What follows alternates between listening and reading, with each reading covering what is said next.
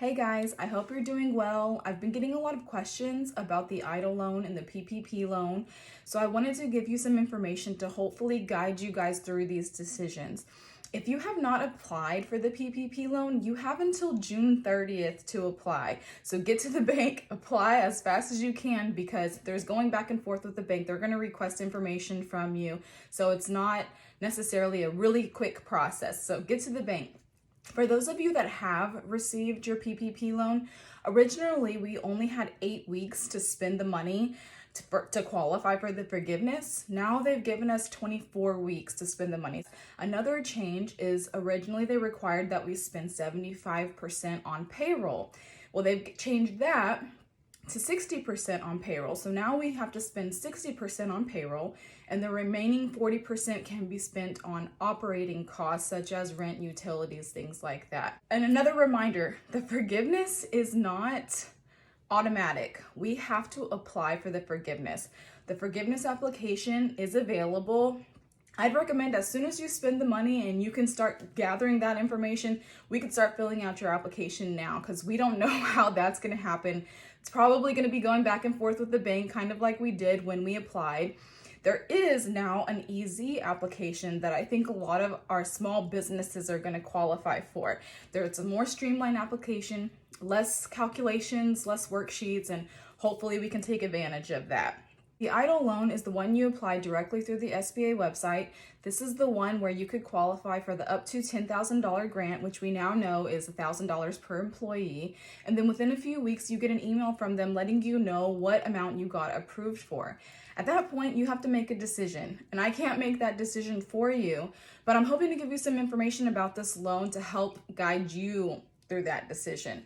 So a few things about the EIDL loan. Whenever we get that loan money, we cannot spend it on whatever we want. We have to spend it on those qualifying expenses, which are rent, utilities, other operating costs that we had before all of this happened. If your loan's over a certain amount, you have to have collateral. If you do take the loan, you're required to get hazard insurance. All of this stuff is in the loan application that you're signing.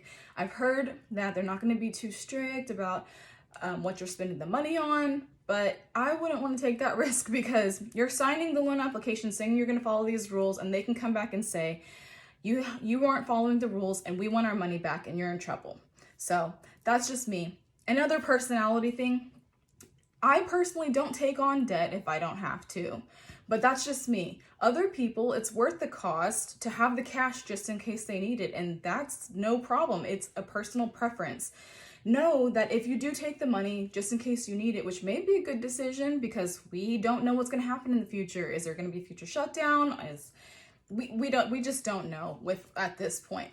But once that money hits your account, you're starting to pay interest on it.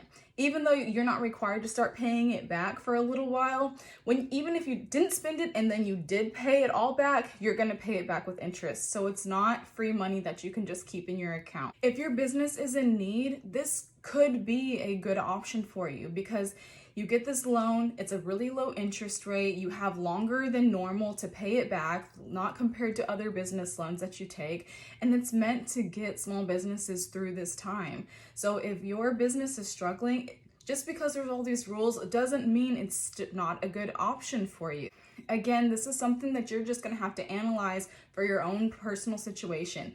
There are free resources on the SBA website, partners with the SBA that you can call and get free advice about these things for your particular situation. So I would recommend taking advantage of those things because, again, a free resource. I hope this information helps. Feel free to message me if you have any questions and we can go over your particular situation. I hope you guys have a great day and I'll talk to you soon. Bye.